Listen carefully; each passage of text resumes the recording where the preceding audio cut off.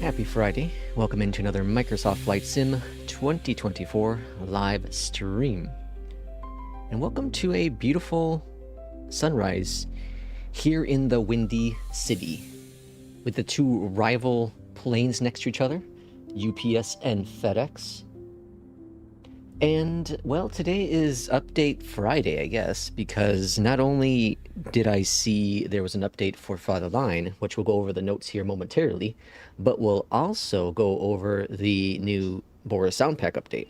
So this would be the second update for the Boris sound pack. And, of course, it's all minor tweaks. We're not going to see, we're not going to hear anything major. We, of course, are in Sim Update 4. And it's been just rock solid ever since they figured out the WASM crash issue. I haven't even thought about going back to Sim Update 3. It's been just so buttery smooth for me. It's unbelievable. And with that said, I'll give a little Easter egg, and that is, I'm not sure exactly when will release it, maybe in a week, but I have been working on a video. It's the 1 year later video for Flight Sim 2024. And, you know, if you've been part of 2024 since the beginning, you know that it had a rough start, a pretty rough start. But I feel that Sim Update 4 is the version of Flight Sim we've been waiting for, and it's going to be almost a year later since we actually get the version that is stable, that the developers really don't have to keep on chasing SDK updates for. And I'm super excited. I'm super excited. It's going to be, I think the next couple years of Flight Sim 2024 is going to be really, really cool. I wouldn't be surprised if Asobo lengthens out this version. You know, we had 2020, we have 2024, and then, of course, you know, theoretically, we'd have 2028. I wouldn't be surprised if they push that back. Maybe 2024 will be the quote-unquote Windows, what was it, Windows 10 or something was supposed to be the last Windows version, and of course then 11 came out. And eventually we'll get 12 and 13 and 14, etc. At least Thomas, welcome in. You do Fly the Line as well? Is that what that is? PLV2? Is that Fly the Line? P2, welcome on in. I love this music. Yeah, I love that music. That was music generated by AI, which is really, really cool. I like that music. Now, you know, we talked about it before. AI can be very, very beneficial in some ways, and in my case, especially like my friend and I, we talk about on our podcast, is that for very low count subscribers like myself, we can't always afford to pay out someone to do graphic work, to do music, to do, you know, videos and stuff like that. So we can rely on AI to help us, you know, and then when the money comes available, such as, you know, working on a livery for one of these planes, I can move that money over to that. So there's benefits, obviously, and there's not. There's been some information come out recently about a company, I think it's a company that helps publish Subnautica, so it's a game, that they're trying to be the first AI company, which means everything is done through AI, including HR. So there's a lot of heat on that, and I think there should be. I think there are some things that AI should not be part of.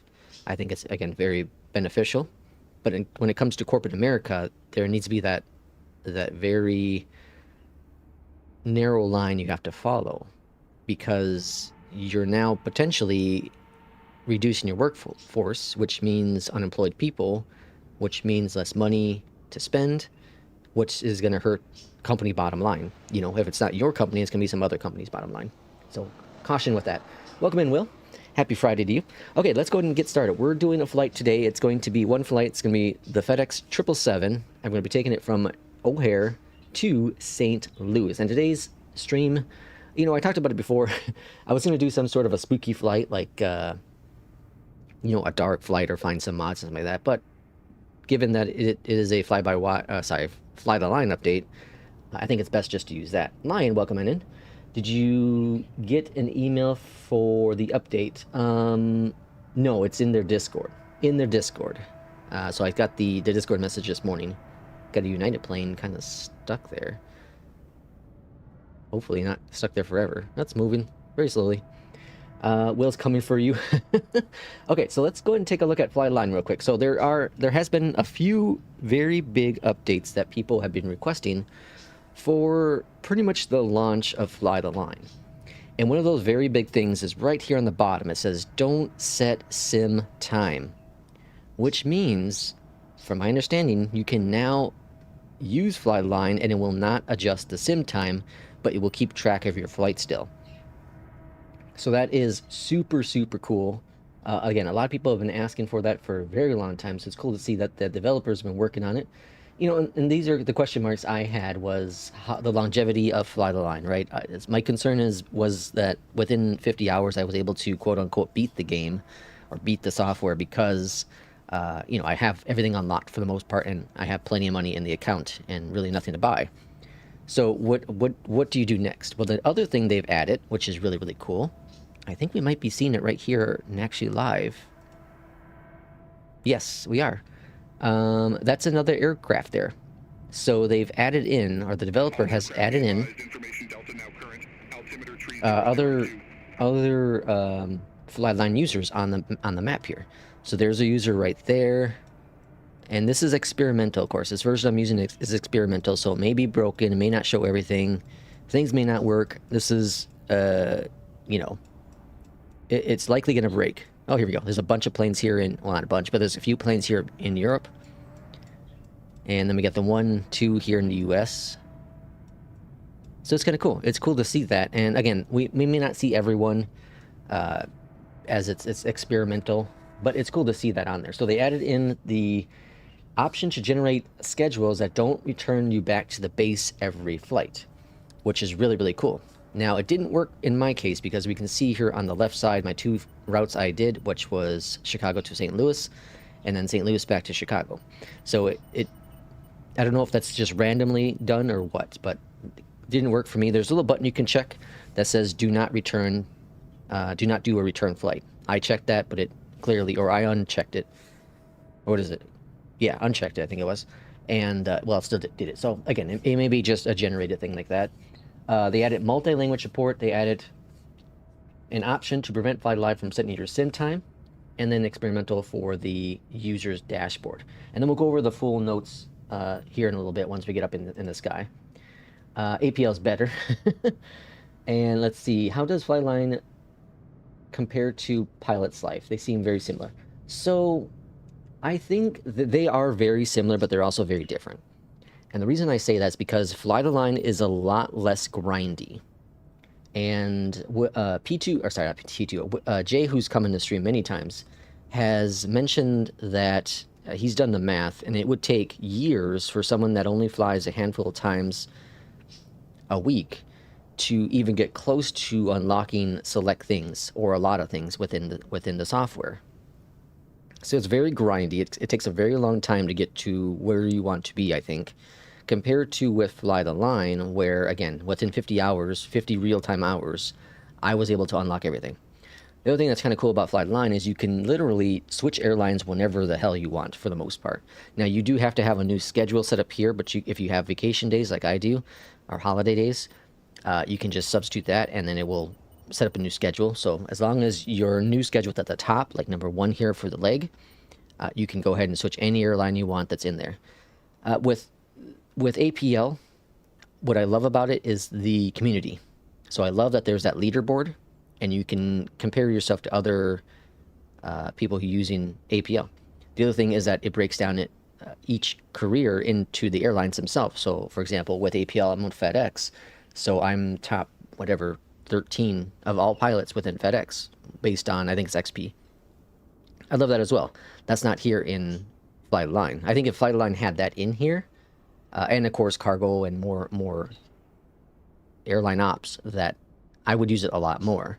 Because, you know, the same with APL. APL, I've quote-unquote beat that as well, because I've unlocked all the airlines, or sorry, all the planes that I want. I have plenty of money in there to buy more.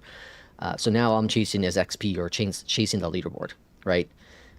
But if Fly the Line added a leaderboard, if they added more airline ops, I think Fly the Line could be a major competition to APL. Could be very big major competition. I like them both. I think they're both great. You know, I was flying, I was using Flyline since when it came out, like hardcore. I loved it, absolutely. And then once I quote unquote again beat it, I'm like, you know, I've done everything I could. Now I'm gonna go back to APL because now I want something to chase, and that's where the leaderboard comes in handy. Flyline is more Sims-like. Yeah, it could be. Yeah, well, it correct, because you do have to take care of yourself, and that's a selling point really with Flyline, is you do have to take care of your health, your job performance, fatigue, etc. You do have to take care of that, which is nice. It's a very cool thing to add.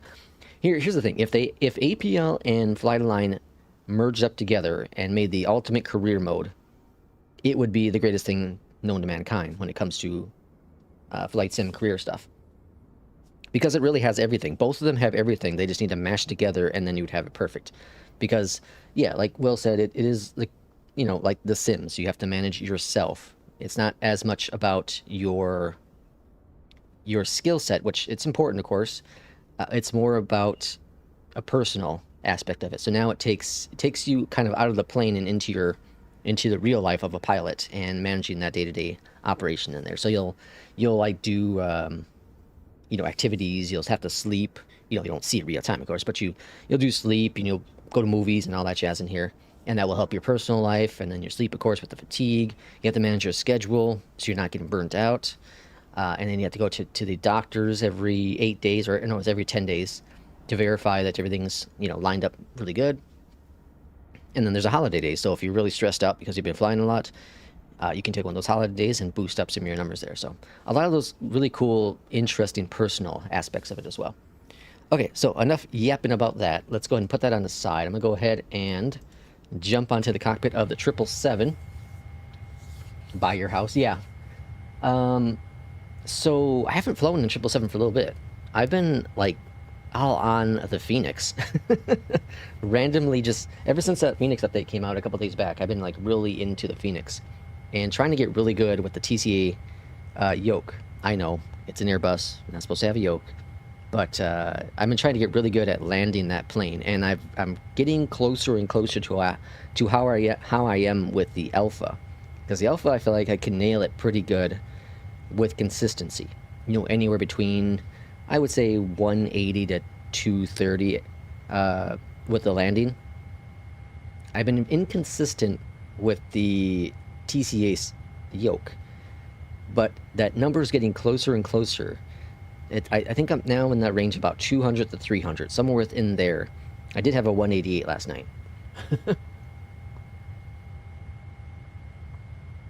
Flying the FENIX on New Sky right now. Fantastic.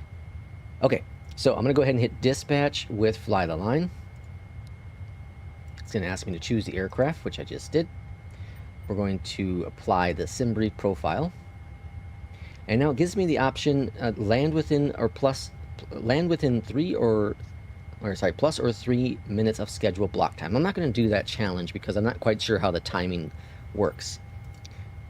And there we go. Okay, so Fly Line's working, New Sky's in the background, and let's see what else we got going on here.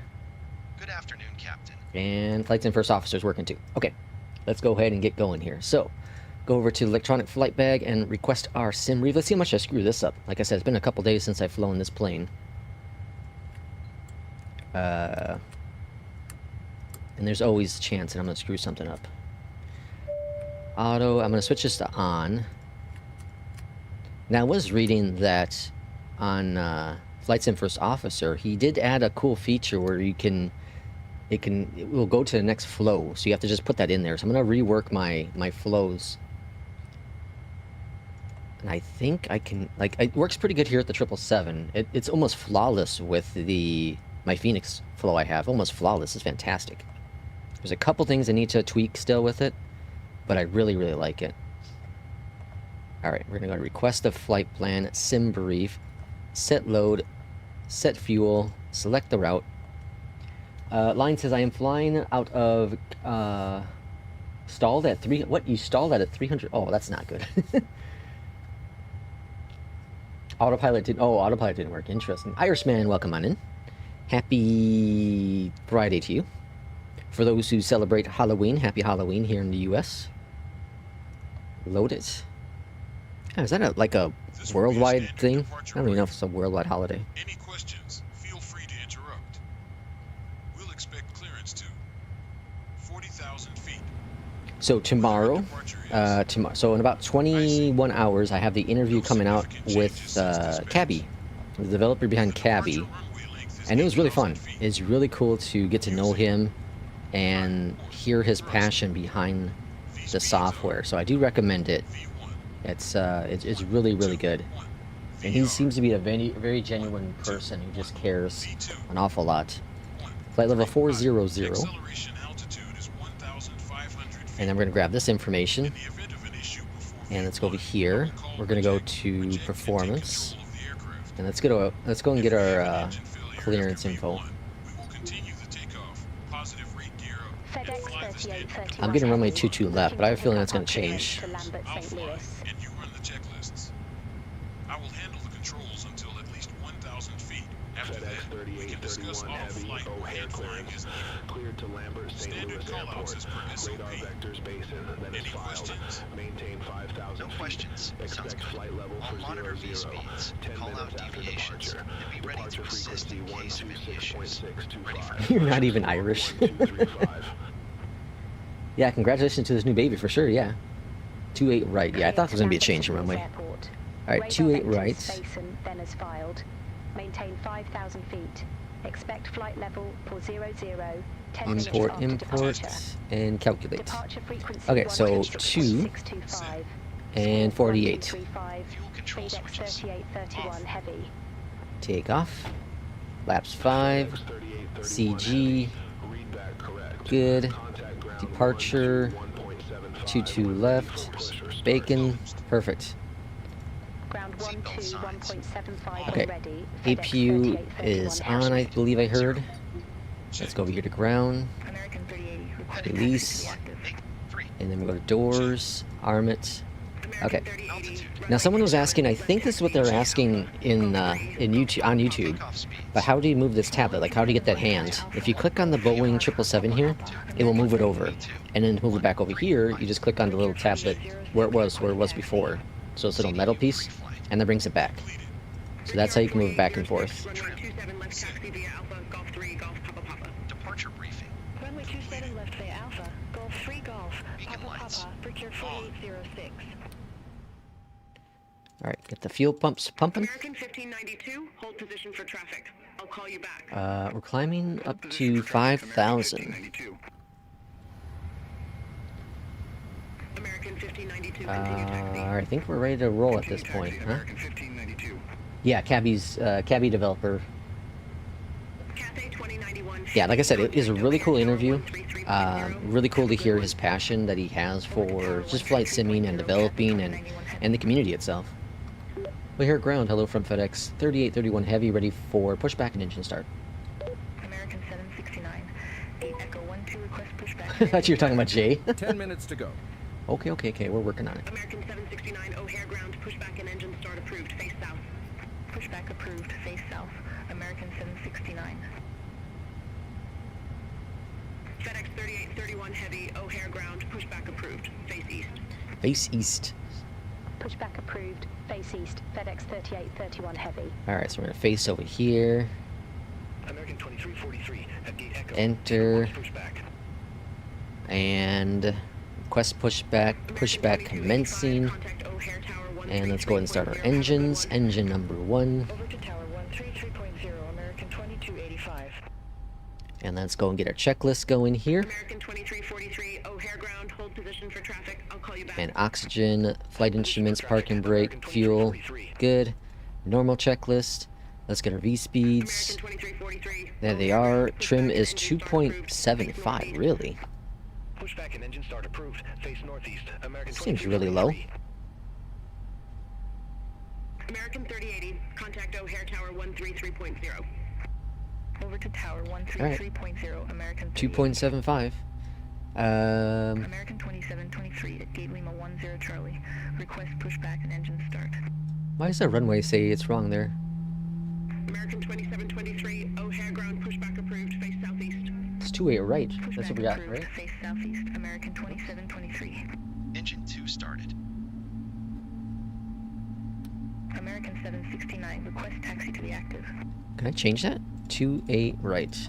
American 769, runway 27 left taxi Nope. via Alpha. Okay. Golf 3, Whatever. Golf, Papa Papa. Okay, trim's good. That's all set. I heard engine number 2 is good. Engine number 1's next. Brickyard 4622, gate Golf 4 taxi via Echo 2, Echo Romeo. Hold short runway 27 left. Gate Golf 4 taxi via Echo 2 Echo, Romeo. Hold short runway 27 left, Brickyard 4622. Let's go outside and listen to the Boris. American 1628, O'Hare ground, pushback and engine start approved, face southeast. Pushback approved, face southeast, American 1628. Brickyard 4806, contact O'Hare Tower 133.0. Have a good morning. Over to Tower 133.0, Brickyard 4806. Have a good morning. American 2343, request taxi. Man, American 2343, runway 27 left. I will taxi never, via ever, Golf ever 3 get Golf, get Papa tired Papa. of the Boris sound pack. That is incredible. 27 left via Alpha, Golf 3 Golf, Papa This Papa. O'Hare is like popping this morning. O'Hare ground, FedEx 3831 heavy, ready to taxi to the active. American 2723, taxi for departure. Okay, we have that all set. Engines are good. APU is off. 2723, Taxi light on. 3 Golf, Papa Papa. And left via Alpha, Golf 3 Golf. should be golden. Papa, American 2723. After start checklist. Off. FedEx 3831 heavy, runway 28 right taxi via Sierra 2, All engines Sierra, Romeo, stabilized. Romeo, Yankee. Runway 28 right via Sierra 2, Sierra, Romeo Romeo Yankee FedEx 3831 heavy. Wait, where's Romeo?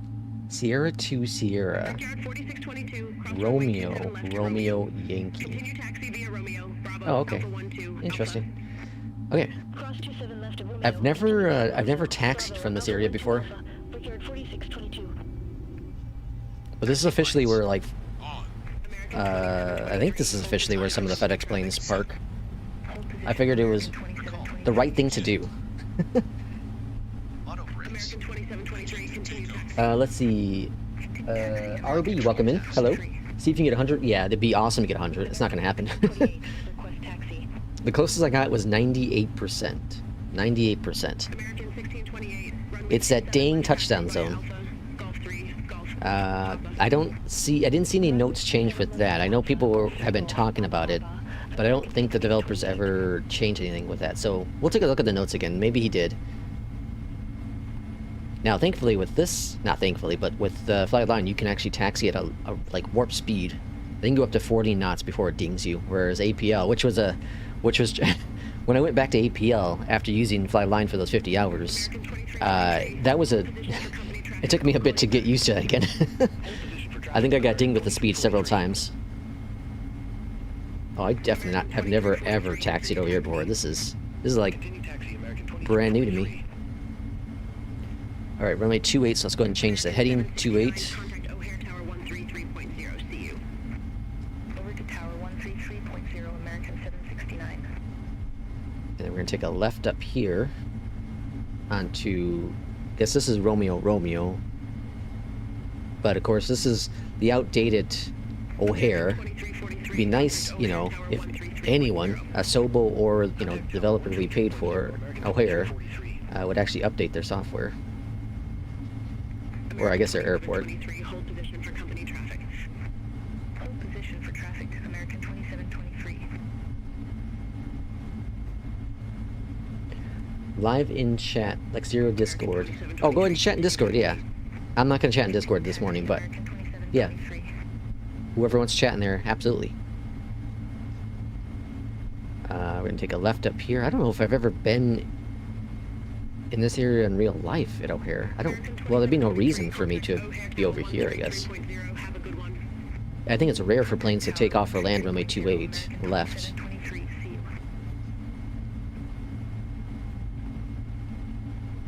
Actually, you know what? I might have been over here in real life. Now that I think about it, I think I might have many, many moons ago. But normally I head south at the airport But I think, or sorry, north. But I think I might have gone to the south. I think I might have done 2.8 left before. How does GSX integrate with Beyond ATC, Ryan? I only use the GSX integration like once or twice. It's been a while. But I heard it's good. I just don't use GSX because the only thing I actually use GSX for is the pushback tug. Outside that, I don't, and it just seems like an awful lot of resources to use for something that minor.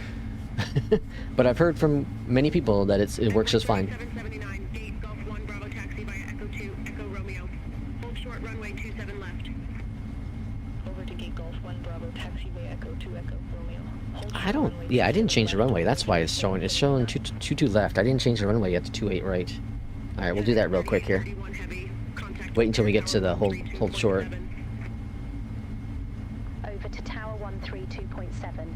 FedEx 3831 heavy. All right, here we are, 28 right. We'll hold short real quick. We'll change our runway. I thought I did, but I guess not. All right, departure 28 right. We have to change our V speeds, or click on our V speeds. Okay, that's all set. Unable to cruise, that's fine, whatever. That's cruising us up to 40, which is crazy. All right, V speeds are set, checked, all good. Landing lights are on, beautiful, grand. All right, over to tower. O'Hare Tower, FedEx 3831 heavy, ready to go, runway 28 right. FedEx 3831 heavy O'Hare Tower. Wind 295 at 7. Fly heading 280, runway 28 right. Cleared for takeoff. Fly heading 280, runway 28 right. Cleared for takeoff. Cabin crew. FedEx 3831 heavy. All right, clear for takeoff. We're gonna fly runway heading, Checked. and then we'll get vectors to the south. Flaps. Set.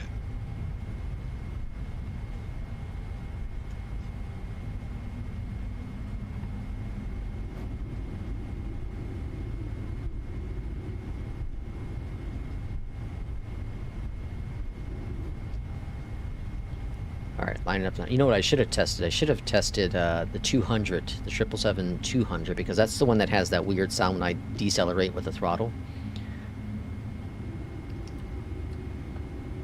For some reason, I wanted to do cargo this morning.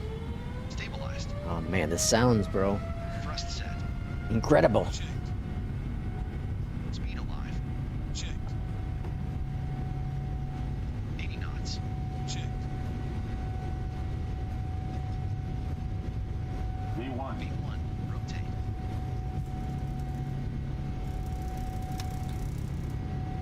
Positive rate. Gear up. This plane is just hauling ass. 0. For 100 feet. We must be at like super light load.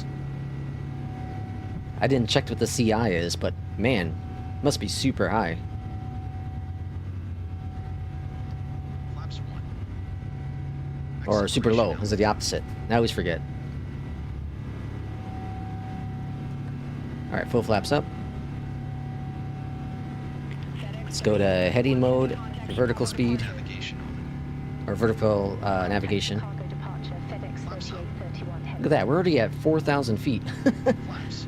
Up. American 1592, contact Chicago Center 132.5. Contact Chicago Center 132.5. Yeah, we might be able to make 40. This is crazy. Chicago departure. FedEx 3831 heavy. 3,700 feet.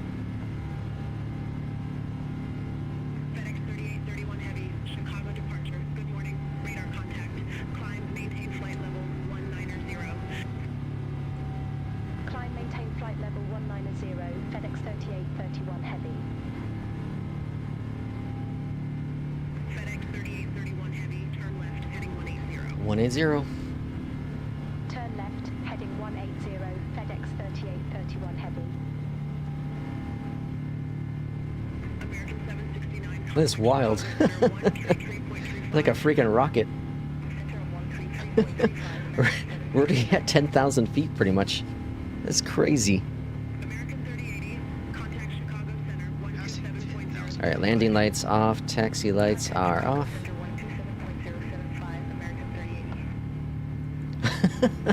We gotta be super light. I didn't check to see what our weight is, but man, we must be super light.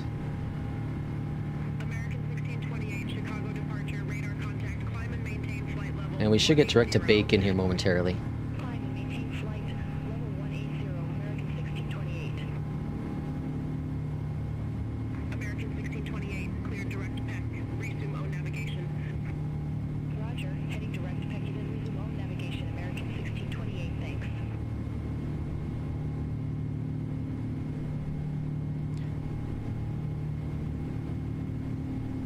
Alright, autopilot is on. That was crazy. 130 for the heading. Turn left, heading 130. Okay, let's see, what do we got? Set your CI to 0 and go rocket. Yeah, well, I don't know what it is. I don't know what our CI is on this one. Let me see.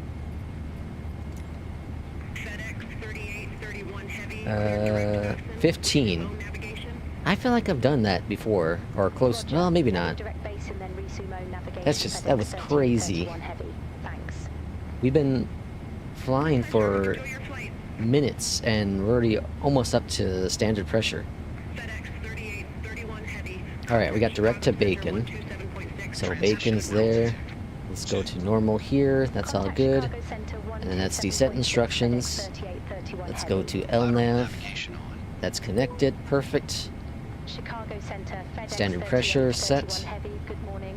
Crossing flight level 183 for flight level 190. You probably have a plane full of styrofoam. Let's see, line says, could you add the 333 and the 332, the new sky? Climb, maintain flight That's the way I like it. FedEx 3831 heavy. Let's see, Manhattan says GX, agree, GSX and Beyondatc works really good, especially like the Beyondatc set up GSX at the gate automatically on arrival. Yeah, like I said, I haven't used it for a while, like the GSX Beyondatc thing. But again, I've heard really good things about it. Oh, there's our airport right there, so it's a pretty short hop. 224 nautical miles. Let's go on down here real quick. Let's go to our arrival. We're expecting runway 30 right. ILS 30 right via Arch 2 and RBS. Execute. That's all set in there. And we're easily going to make 400. Easily going to make it. No question. This plane's like... Fighter, welcome in. What's annoying about the GSX developer? Nothing annoying about them. No, nothing at all. I just don't use a lot of the features. So for me, it's the, do I want to use resources for a lot of stuff I'm not going to use, or just not use it? Like, I bought it, I used it for a little bit, but you know, if you, with the exception of today and some of the streams, I typically like to just get things going on the ground pretty quickly. Even with cabby, like cabby will take, depending on the passengers, can take anywhere between 2 to 3 minutes to load all the passengers. By that time, I'm way ready to go for pushback and engine start. So I just click on, you know, cabins ready in cabby, just to bypass the wait.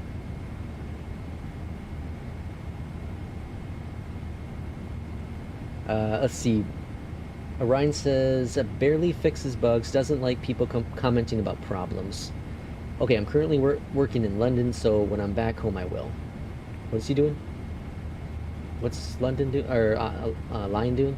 Oh, hit me up on Discord. Okay. Okay, so also, when the cabby interview comes out tomorrow, we'll run another contest in the Discord like we did previously. It's going to be 2 copies of cabby to give away to 2 lucky people. So, just like last time, I'm going to keep it open for a couple days, and then people can go ahead and enter for their chance to win cabby. I've had a blast using it. I've had just a blast using it. I had my questions around, you know, the longevity of me using it, but I'm actually finding that now I want to do more flights with it than without it. And it was honestly the thing that kind of got me out of flying cargo, because I've been really going hard with cargo flights for, what, probably the last month or so, roughly, between the MD-11, the 300, the 777, just having a blast flying cargo flights. But Cabby kind of got me out of that. Like I said, I've been doing the FENIX for a little bit, the iFly, the 200 with the 777. I do need to jump into the CRJ and the EJET and try that out with the TCA Yoke, kind of see how that all performs at some point. But yeah, Cabby really got me out of flying cargo, and it's cool. Like, you know, again, thanks to the developer, he gave me the premium access for a little bit, so I can try it out and showcase it. Which I'm gonna eventually do a video for that too at some point. Probably have it up sometime next week. But it's really cool. Like, the premium does add a few things that is nice to have, such as it will give you, you know, information on the departure airport and the arrival airport. You know, like Chicago's known for this. I think it also has the weather, and it actually has the flight information. You know, and the plane, I think, too. Which the one-time purchase version, I don't think has any of that stuff. I have to verify. But I think it's really, really cool. But again, it's one of those things where, like, you have to decide as the user, as the consumer, and the person paying for it, is it worth your expense? I think it's a hard thing to say, yeah, it's 100% worth it. Is it cool? Absolutely. Navigraph's cool, but is it worth it for everyone? No. You know what I mean? The premium voices with Beyondatc are really, really cool. Is it worth it for everyone? No, some people are just happy with the local and the basic voices. You know, if I was penny pinching, like, yeah, I would get rid of the premium voices with Beyondatc and just go all free, because they're that good. But I can spare, you know, $30 every 3 months to buy the credits for that.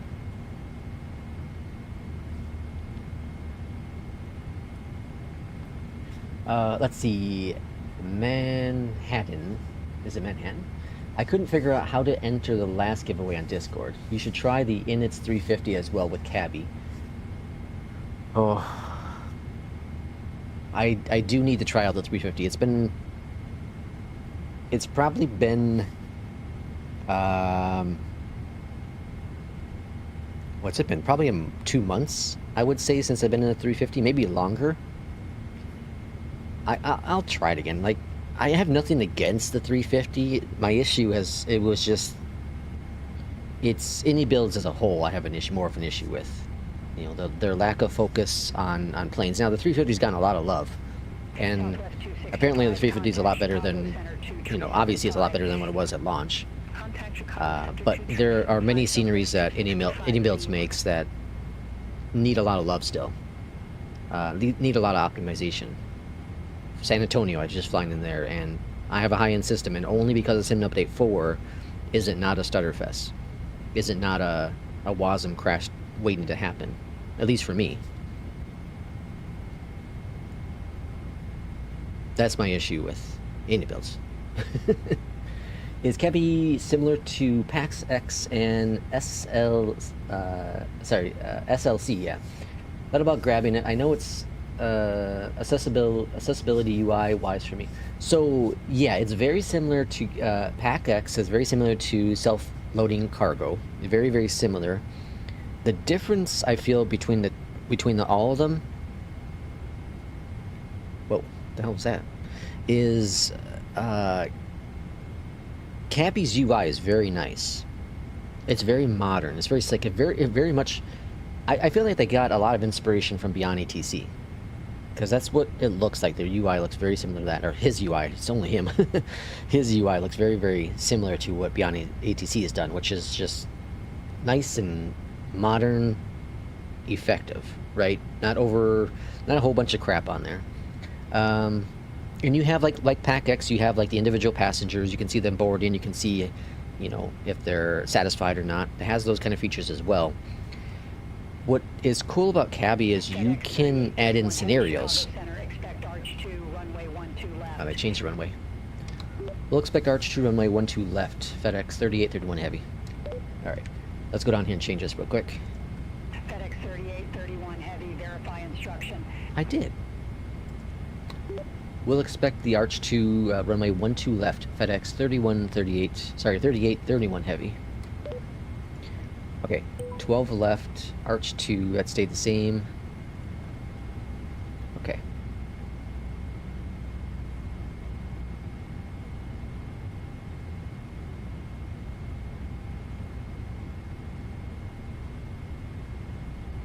I didn't use self-loading cargo very often. Very long, I should say. Definitely use PAX X awful lot. I would say Cabby is similar to PAX X, just more modern.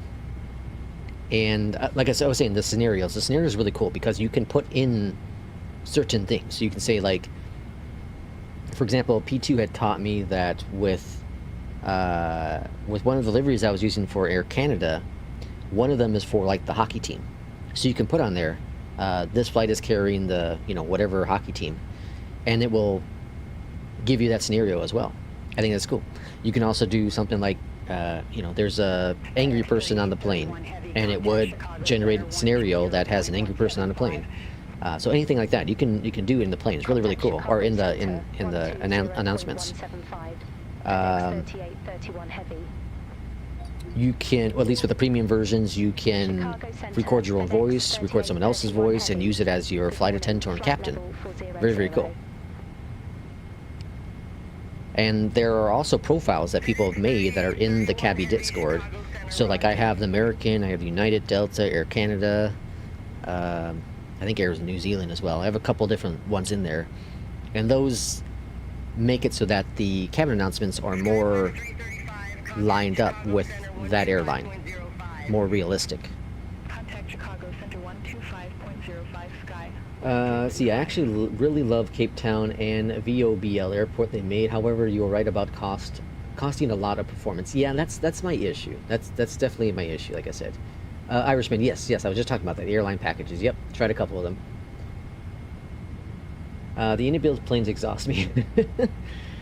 At last a long haul Lex style.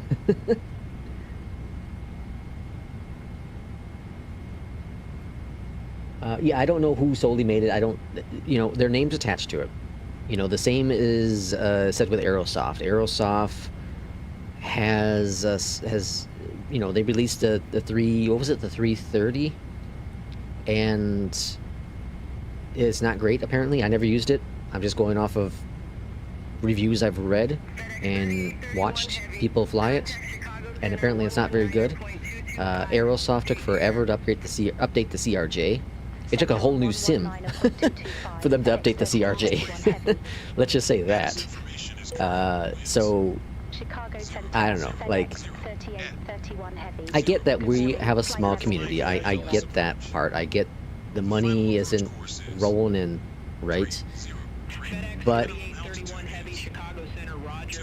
what I see a lot from Inibuilds is the fact that they keep on releasing products instead of focusing on the products that have already come out. And I get they make more money by releasing more products versus updating their existing product line. But at the same time, you need to be consistent. And I don't expect something to last forever, if none of the sceneries, none of the planes worked from 2020 to 2024, would I be mad? Yeah, but I would get it because it is a new sim. Now, the only reason why I don't get it is because Asobo themselves said nothing would change. So I'm more mad at Asobo, not at, the developers on that aspect. In that aspect. 741 on the minimums.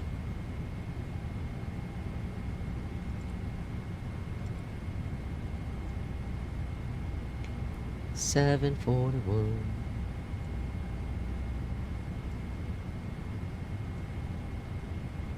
Okay, got that set in there. Top of the descent's coming up pretty quickly here. I'm gonna go ahead and put in 6,000 for the altitude.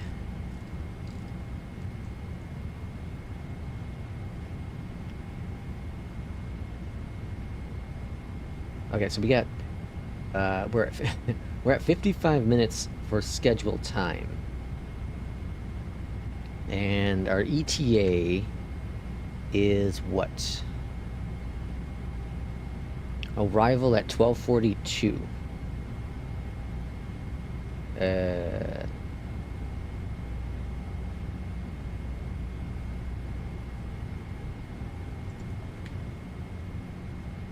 So 30 minutes. So we're gonna be 20-ish minutes early. Although we're gonna get a vector, so we might. We're still gonna be early. I think you have to be within 10 minutes or so. J. Russ, welcome in. What's up, troublemakers? J. Russ has been fire. He's been fire. Okay, let's look at the complete change log here for flight line real quick. Because I said I wanted to go over that. Okay, so this is direct. This is as of today, pending it says, but okay, so you got Unity update, which is what they use, a security patch for that, added some more languages, a new feature requested, the ability to turn off the sim time. So Flightline will then offset the time against your schedule. This gives you more freedom to fly at a personal times day while flying against your schedule. Be aware the Flightline is about giving you a schedule, so your schedules don't change based on your flight time. Important, set your time and date before dispatching your flights. Flightline still uses your sim clock. Okay, and then sim rate increase now enabled for 2024, so you can now do sim rate. And then this is the online thing I was talking about. So new features, community requests. You can now see other Flightline players on the maps. No personal data is given. Updates every 30 seconds. The system will predict your path based on your current trajectory. Descend via Arch 2 arrival. This is experimental, so performance issues might happen. Turn it off. You can turn it off with the button on the bottom. FedEx 3831 heavy. Schedules. Ability to toggle off and on the returning to base at the end of each day. When enabled, Flightline will return you. Hold on. Flightline will return you to and from your base each day, similar to European airlines. When disabled, Flightline will mix it up. So very similar to what you can do with APL. Schedule view now indicates when you are commuting from one hub to another. Schedules can now be limited to 4 weeks ahead, or are now limited to 4 weeks ahead. Change the restrictions on available sectors. Fixed a bug for minimums and maximum durations. Small props are now limited to 3 hours max flight. Improve logic behind the base and route numbers. What is this now? I don't know what that is. General tidy up. Winds of Wells, which I've not used yet. Add the ability to toggle setting your sim time. Oh, okay, so this is just a time thing.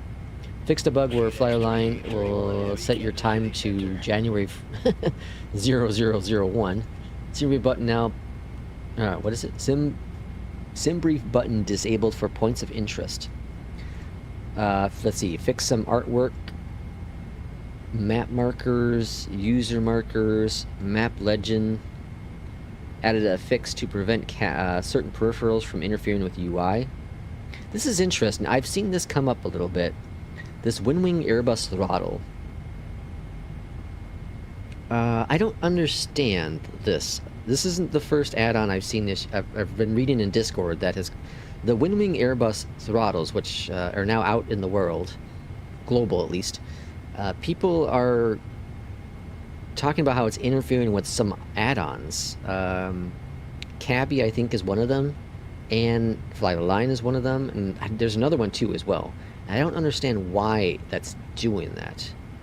It makes me a little nervous. Now, it's all going to be patched up if I decide to even go this direction with the Airbus, the WinWing Airbus throttles.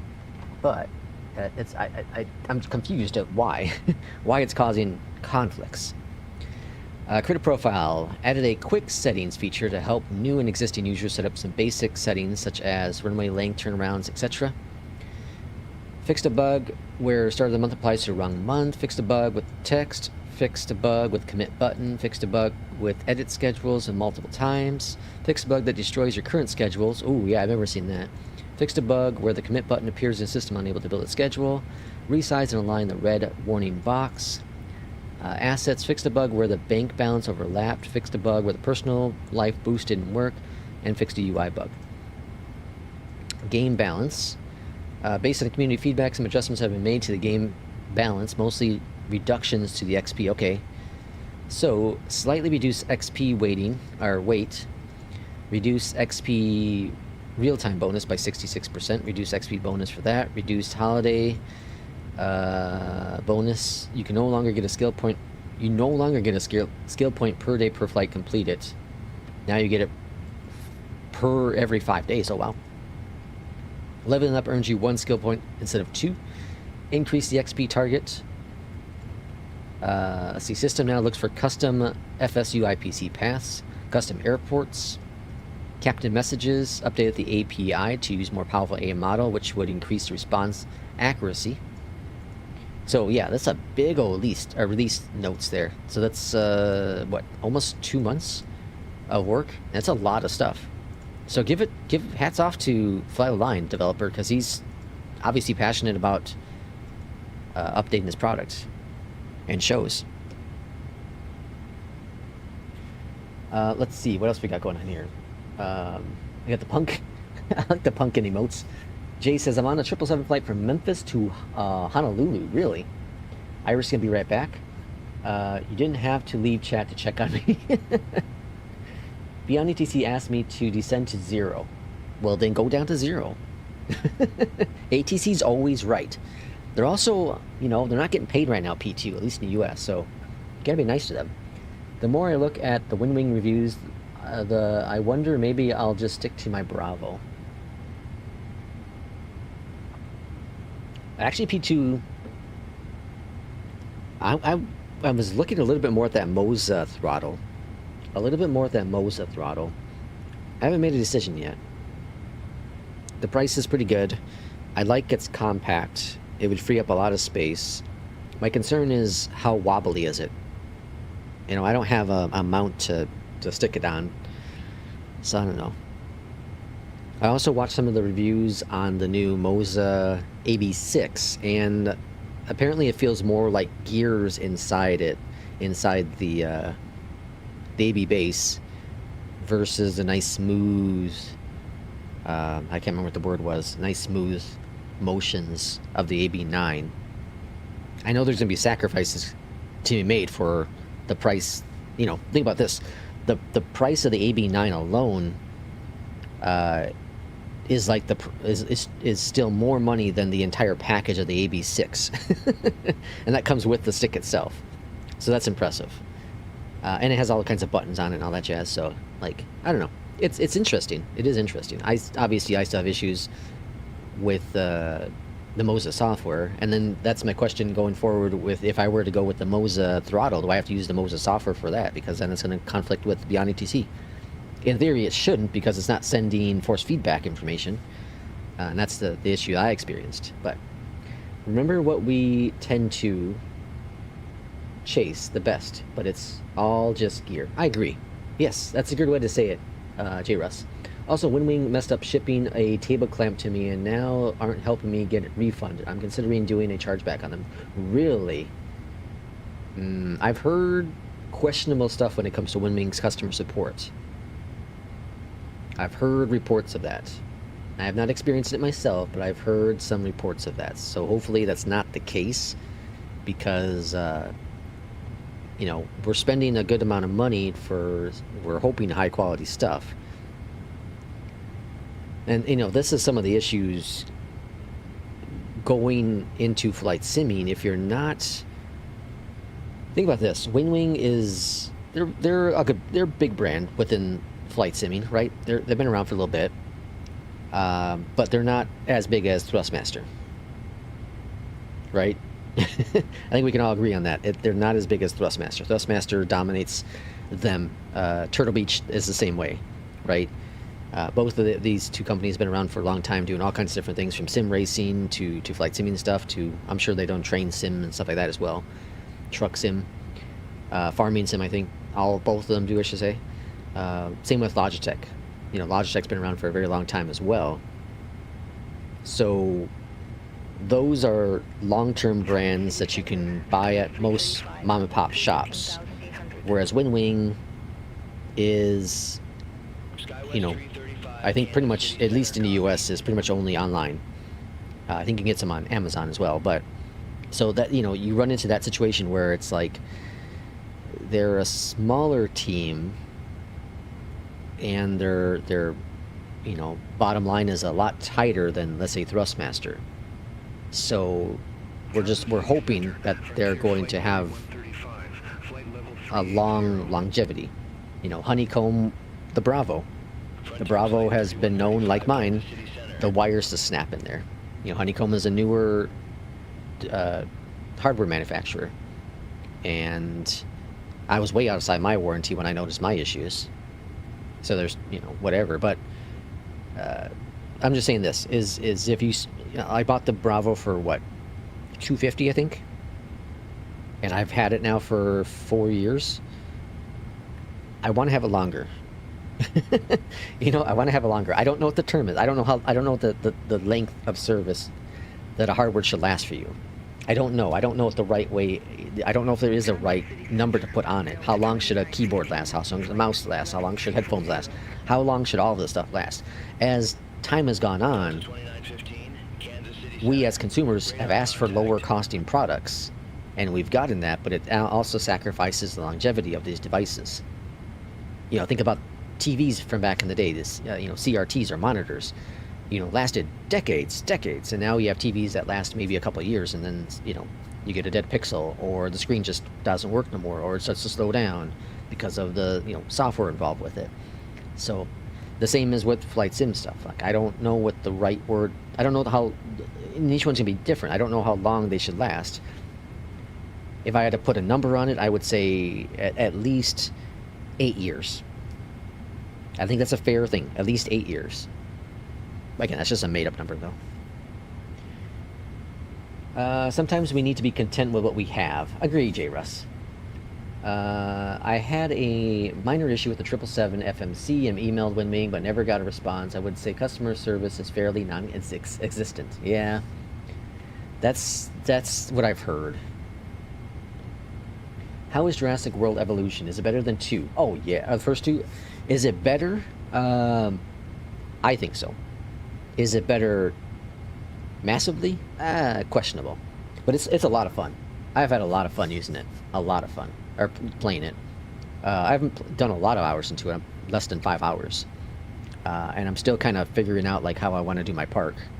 I worked on one park and I didn't like the way it turned out, so I started from scratch and built my second park. And it's cool. I just got my T-Rex. I got my T-Rex, 2 days ago? And I'm very nervous. So what I did with what I want to do a stream of it one day. But what I did is I have the electric fence around it, right? Like in the movies. And then I have a heavy fence around it as well. So if they do break out of the electric fence or the power goes out or whatever it is, at least I have another fence that they have to get through before they, you know, start chomping at people.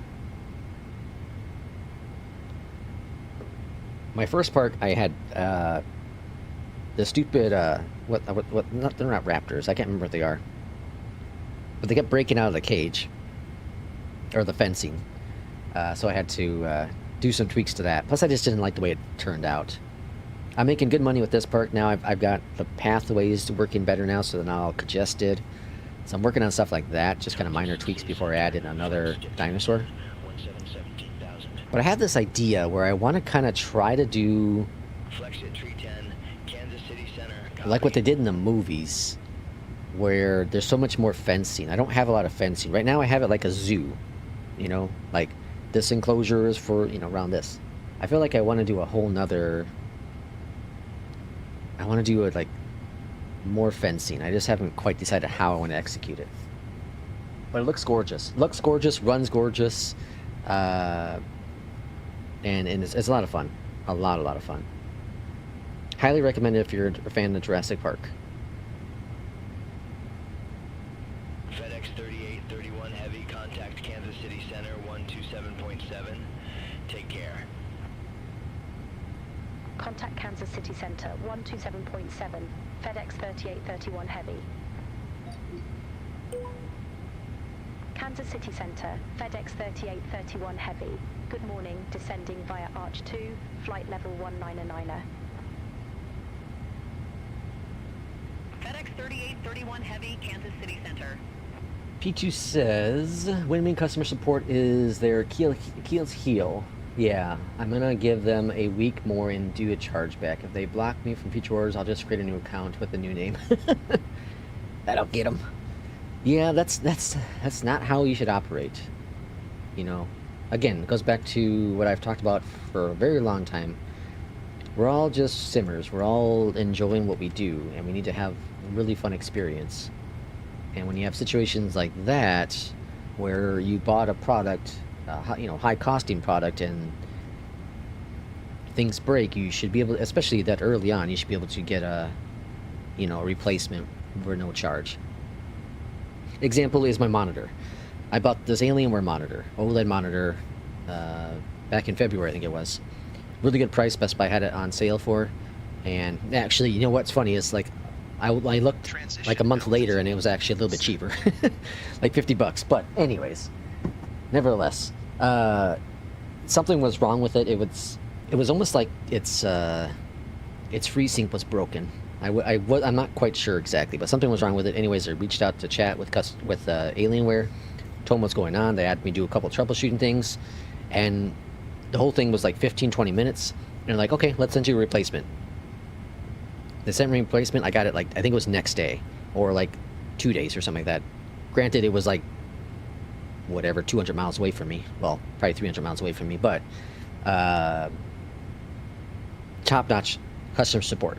The same is, I had experience with them before with Alienware, where I had the dongle for my headset stopped working, and I chatted with them again. I think I called them on that case, and we tried some troubleshooting really quick. Didn't work. Sent me a new headset. No questions asked. And I had it for 6 months at that point. You know what I mean? And the monitor I had for 4 or 5 months, and then even go back further, like Alienware, I had a laptop that I technically broke. I was replacing something. I don't remember what it was. I was replacing something, hard drive or something. I ended up shorting out the battery. And so I chatted with them on support again, and they sent me a brand new one. No questions asked. No extended warranty, nothing like that. Like, that is customer support. And I will rave about Alienware because of that customer support. You're paying the money. You're paying for that brand, but you're also getting incredible customer support. Incredible. Now, I've read stories that, you know, people haven't gotten the same support I've gotten. But yeah, it's going to happen regardless.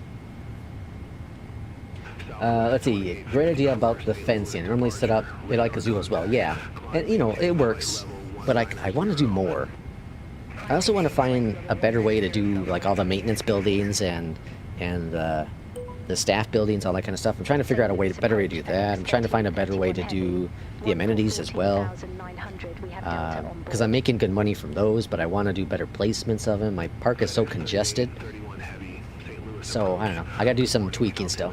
But the cool thing is about Jurassic Park, or Jurassic World Evolution, is that you can move dinosaurs around. Like, you can lift them up, you know, put them to sleep, lift them up, and then move them around. FedEx 3831 Heavy.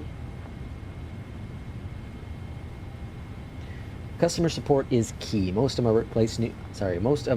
workplace's new customers are coming to us for the white glove service. Yeah, exactly. It is very, very important to have that. You know, that's one of the things I love about Beyondatc. I've raved about them, is the fact that if you have any issues with Beyondatc, you go into Discord, you open a ticket, and they will get you taken care of. They may not get it done right away because it's a bigger issue. They gotta push out updates, but they have it noted, and they'll eventually get it, you know, rectified. The same with Cabby. Cabby's been really good too, very transparent. And First Officer, you go to Discord in Flight Sim First Officer's Discord, and King's in there to help you out with whatever. Dude, like, works nonstop trying to patch up bugs or just help you, you know, because it's a complex piece of software, but he's there to help you, and that's amazing support. I feel FENIX is very similar in that case as well. FENIX is more complex because some of the things with, you know, with planes themselves can be user issues. You know, I showcase it almost every single stream I do here, where it's the pilot's fault. It's not so much the plane fault, or even with Beyondatc, it's the pilot's fault because I wasn't paying attention enough to the comms. But I feel like FENIX is very good with that as well. Let's see, have you tried FS traffic and not FSLTL with Beyondatc? How does it work? Yes, J. Russ, there's a video actually. I have a video up on the channel.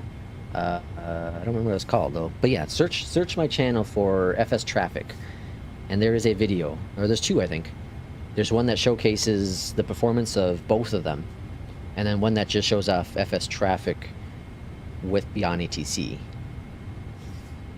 Ultimately, here's the issue I had with FS traffic. There is no cargo models with FS traffic. And it's kind of weird going into Memphis or Louisville and not having cargo. Or Rockford, Illinois, right? Or, shoot. That goes I was just thinking of.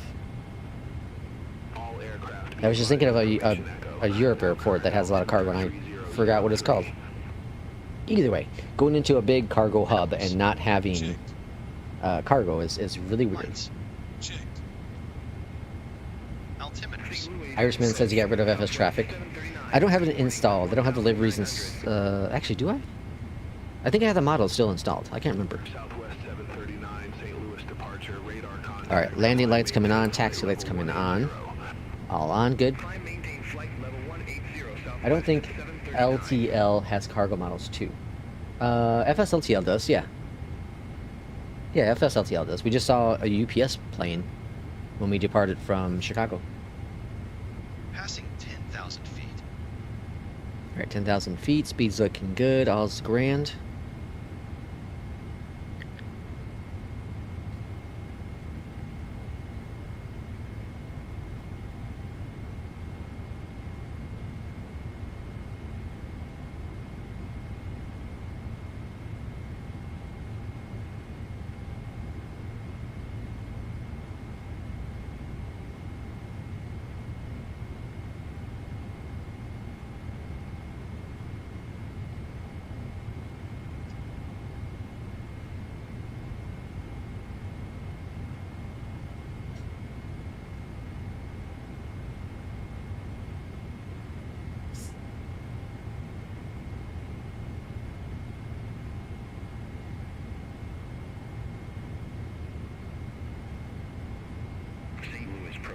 Southwest 739, good morning, 2,000 feet.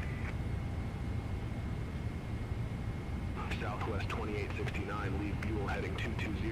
Expect radar vectors for visual approach runway 12 left. Leave Buell heading 220, expect radar vectors for visual approach runway 12 left, Southwest 2869. Southwest 2869, turn left, heading 240, vectors for the approach. Turn left, heading 240, Southwest 2869. Southwest 2869, turn left, heading 220, intercept the 12 left localizer, descend and maintain 3,300 feet, altimeter 3003. Okay, sorry about that. Let's respond to a message. Let's see, liveries, but that's it. Liveries, but that's it.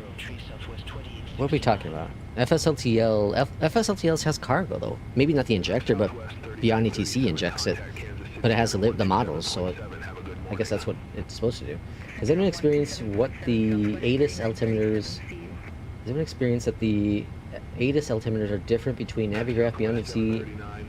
So which one do you go by? Well, yeah, they're all different because they all use different sources. They all use different sources. Although it was rather interesting because so who had the outage this week? Azure, right?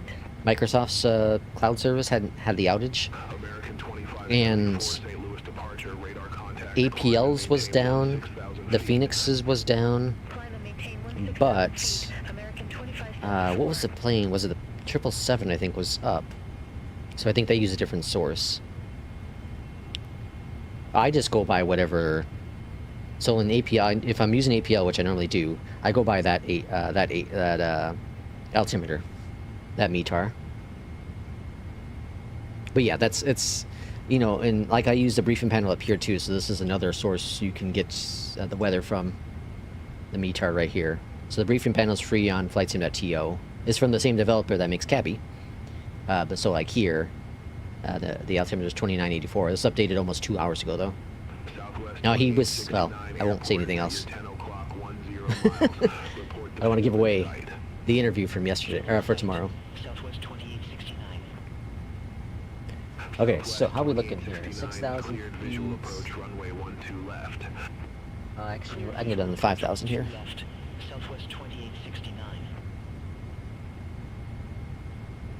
Okay, on landing. We're going to exit to the left. Cargo's on the left side.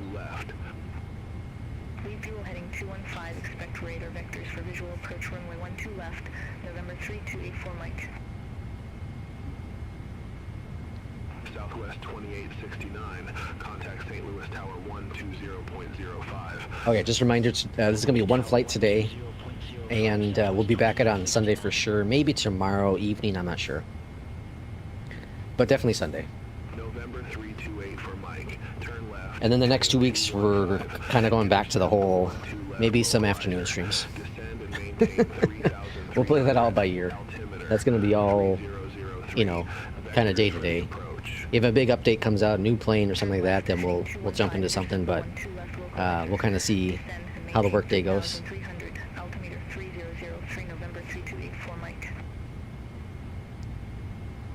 St. Louis approach, sky, with 6324. Good morning, 14,900 feet, we have echo.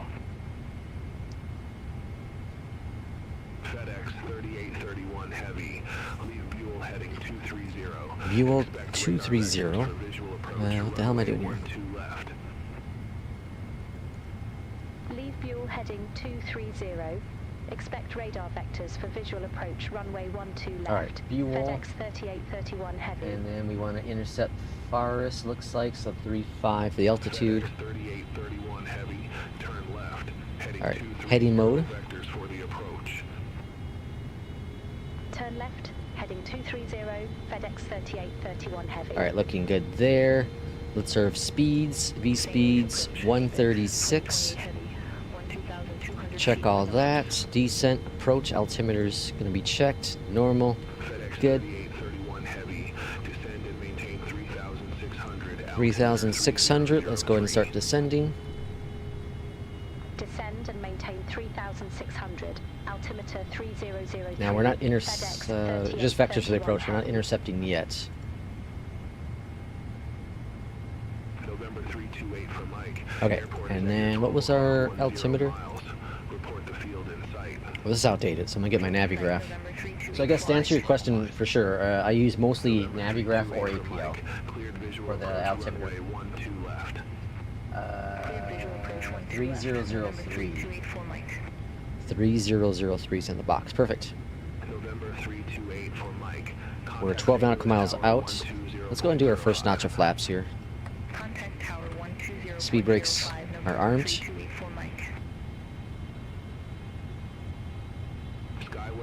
And we have a 4-knot tailwind on the arrival here, so it looks like the runway's probably on the verge of changing, or IRL has just changed. Glide slope captured.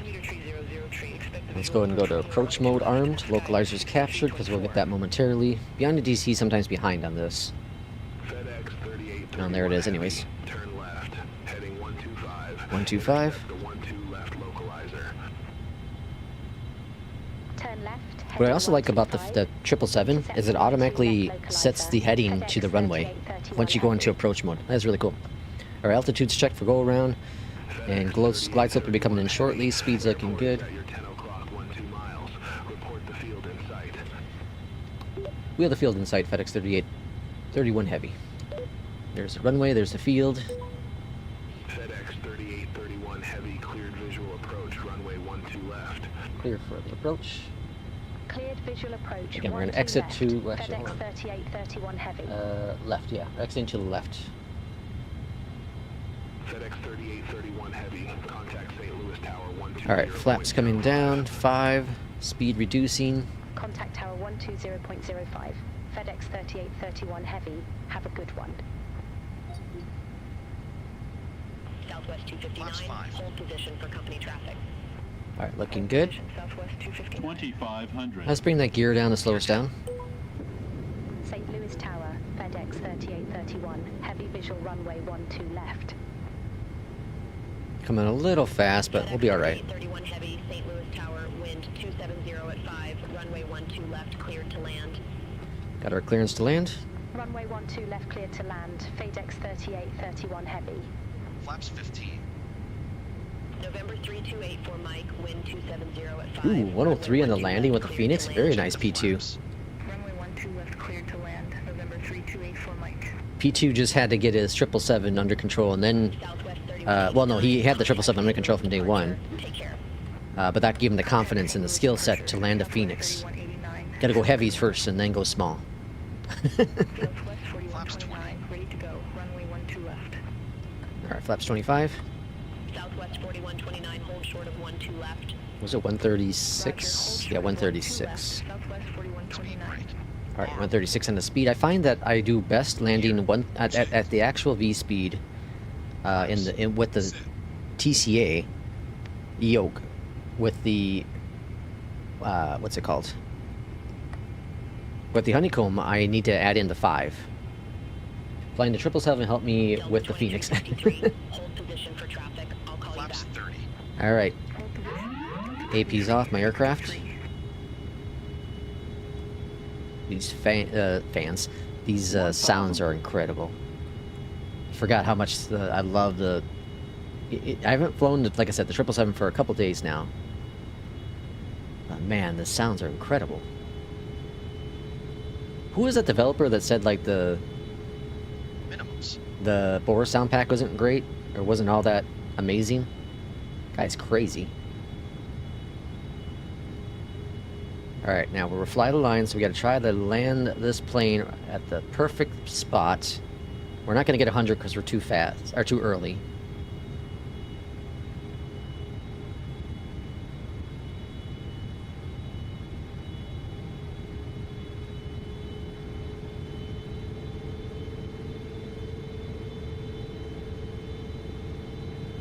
Approaching minimums.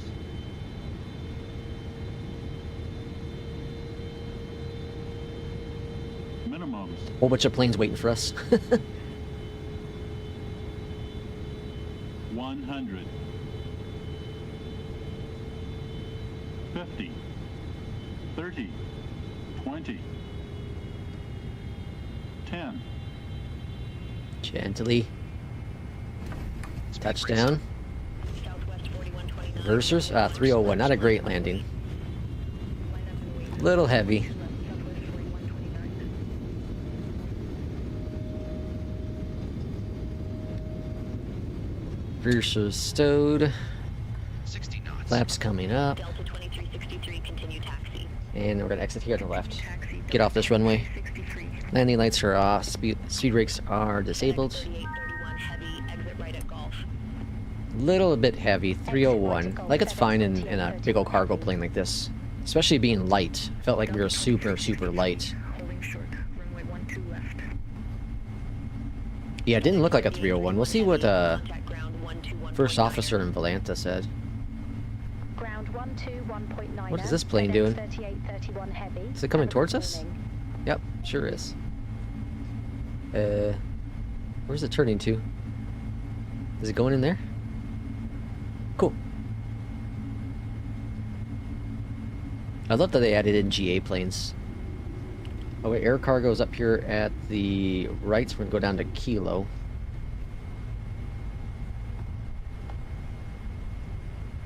We got a Southwest taking off on the left of us. Remember when I was with Southwest Airlines in APL, flew an awful lot out of St. Louis. An awful lot. Midway, St. Louis, San Diego, I think, right? Southwest 3348, cross runway 12 right at Lima. Continue taxi via Lima, Echo Sierra. Now this is technically a United Airlines flight with Fly the Line, but I want to fly this plane, and I want to do cargo. So that's why we're in this, in the FedEx. All right, taxi lights are off. Continue taxi, Southwest 3189. And then we'll see what Fly the Line says. 73% in touchdown, so definitely not 100%. Maybe a 96%, maybe 96. Over to Tower 120.05 Southwest 3189. See you.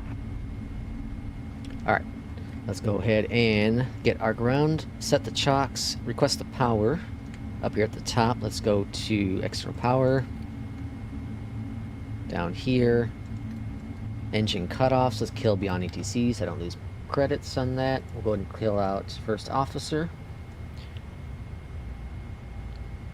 And then, okay, so here's Fly the Line. You can see, so a 136 on the landing here, it says. So that's really, really good. Oh, oh man, I got the wrong, I didn't change the runway. Whoops. I didn't change the runway. I thought I did, though. 76% on that, so I think if I would have changed the runway, it would have been better. That's fine. And then, let's see, we got New Sky. Let's close that out. So New Sky, 9.87. What did I get dinged on? So we made $74,000 on that short hop. Jeez. Cargo makes so much money on. I was off-center with the landing. Really? I felt like I was centered. Oh well. 301 is what it said for that. And then we're going to check for Atlanta real quick, and then we'll hit the end flight for Fly the Line. So complete this flight, and what did Volanta say? Volanta said a 138. Yeah, so I think it was it wasn't that 30 whatever. It definitely didn't feel that hard. A 138 is, I would say, I was gonna say under 200 is what it felt like. So yeah, I feel like it was, I got robbed with New Sky. So it's very, very good. Okay, so we're gonna hit the end flight button here with Fly the Line. It's gonna analyze the flight for us, and that's gonna give us our score and all that jazz. See how we did. So we get an 82 on the, damn, that sucks. An 82% on the total score. 1 negative. So we can break down the score and kind of see what happens. We had that 1 negative event, which is during climb. Lost 12 points total. So touchdown zone, we got 1 point only for that. We were 19 minutes early, so we lost 2 points on that. Sink rate was good, departure was good. This was my fault. I bet you I could have gotten that improved quite a bit if I had actually chose the right runway. Which again, I thought I did, but I guess not. And we had that tailwind, which is surprising it didn't ding us on that, because Fly the Line likes to ding you on that. Climb, let's see what it didn't like during climb. Climber rate exceeded 6,000 below 10,000 feet. Okay, so I climbed a little aggressive there after departure. Okay, yeah, well, I had a rocket. I had a rocket. Okay, so overall, I'm very satisfied. That was loud. I'm very satisfied with the update with Fly the Line. And I will do that, not today, not right now in the stream here, but I will do the second flight as well, because I want to do another test on it. But yeah, so the edit... Oh, that's the other thing I really like. I like this AI generated thing here too. It's kind of cool. What the heck? Oh, yeah, that's when I was in Auckland. But yeah, so they added the don't set your flight time, so I love that. So now you can fly in real time, which is really, really nice. They added the ability to not do return flights. It didn't really work on this flight, but I can check it the next time I do a reversal. They added planes on the map here, which is really cool. They're not showing right now, but again, it's experimental, so that will come with time. It changes every 30 seconds, I think was what we read, right? But yeah, overall, very satisfied with Fly the Line. We'll keep flying it and see how things go. I'm going to end it here. Thanks, everyone, for coming in for today's little short stream. what do we do today? An hour and a half? Yeah, hour and a half. But we'll see y'all for sure on Sunday for another couple flights, and then we'll figure out how next week goes. Have a great Halloween. Have a great rest of Friday. Have a great weekend, and enjoy your flying. Take care.